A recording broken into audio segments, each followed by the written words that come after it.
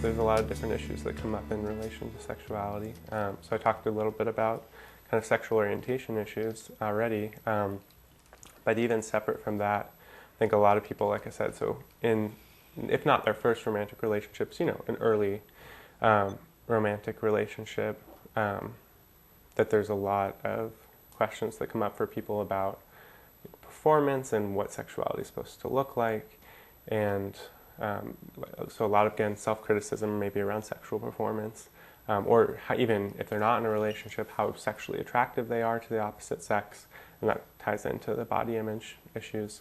So we see a lot of people who have concerns about sex for various reasons. And so again, I try to do some normalizing around that this is a time, partially when people are first learning about themselves sexually.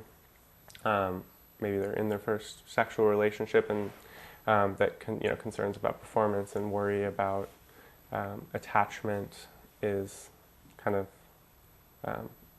to be expected, I guess. And when it comes to attracting a partner, a lot of people have a lot of concern about will somebody be attracted to me? Will somebody want to have a relationship with me? A lot of people are kind of questioning, I find, whether they want to be in a serious relationship or whether they want to kind of explore maybe having more casual relationships while they're in college. I think that's something that people are trying to navigate, because this is seen, I think, in America oftentimes as kind of a time for exploring relationships and for maybe being I think there's this ethic about not being in one long-term relationship so that you can kind of see what's out there, maybe. So I think that's part of what people are facing. But what I really encourage people oftentimes is to kind of get out of the mindset of thinking about how they can make themselves the most attractive to the opposite sex and find a partner.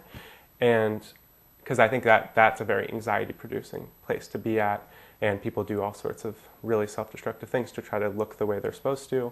People put a lot of time and effort into clothes and makeup and all this other stuff. And what I really think is going to be more helpful for people long-term is to think about, what kind of partner do I want?